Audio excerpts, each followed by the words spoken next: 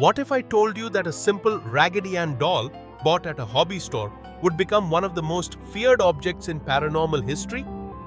This isn't just another ghost story. This is the real account of Annabelle, the doll that made even the world's most experienced paranormal investigators genuinely terrified. Picture this. It's 1970 and two college roommates, Donna and Angie, are browsing through a hobby store looking for something to brighten up their apartment.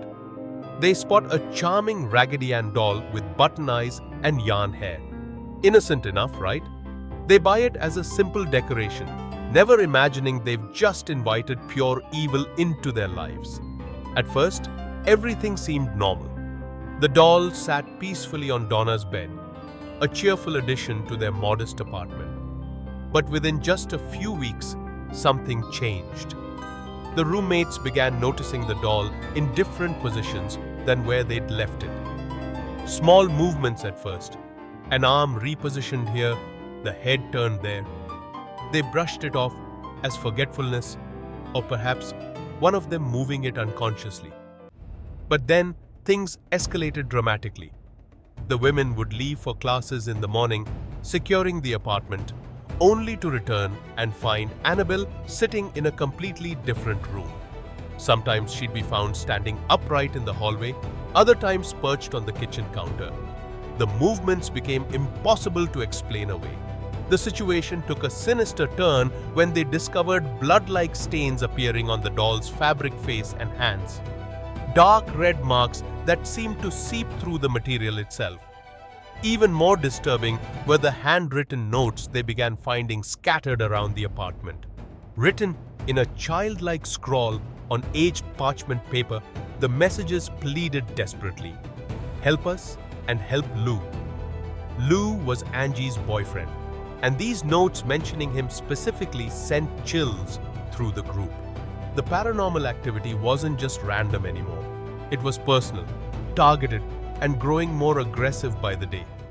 The apartment itself became a battleground. Furniture would slide across rooms without explanation.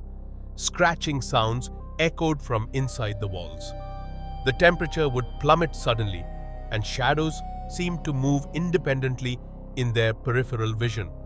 But the most terrifying moment came when they heard a voice, clear, distinct, and claiming to be Annabelle, speaking from the doll's direction even when no one was near it. Desperate and terrified, Donna and Angie reached out to the only people they believed could help: Ed and Lorraine Warren, the famous paranormal investigators. The Warrens had built their reputation on cases that other experts wouldn't touch, but even they were unprepared for what they encountered with Annabelle. After examining the doll and interviewing the witnesses, the Warrens made a chilling declaration. This wasn't just a haunted object. According to their assessment, Annabelle had become a conduit for demonic possession. They explained that malevolent entities often attach themselves to objects that humans form emotional connections with, using those items as anchors to our physical world. The most harrowing moment came during a seance the Warrens conducted to understand the entity better. Lorraine Warren, known for her psychic abilities, attempted to communicate with whatever force was controlling the doll. According to their documented accounts, during this session, she felt an overwhelming pull, as if something was trying to drag her consciousness into another dimension entirely. Ed Warren had to physically intervene to break the connection. The Warrens immediately removed Annabelle from the apartment. But even the journey to their museum wasn't without incident. They reported that their car stalled repeatedly, the radio would tune itself to stations playing unsettling static, and they felt an oppressive presence throughout the drive.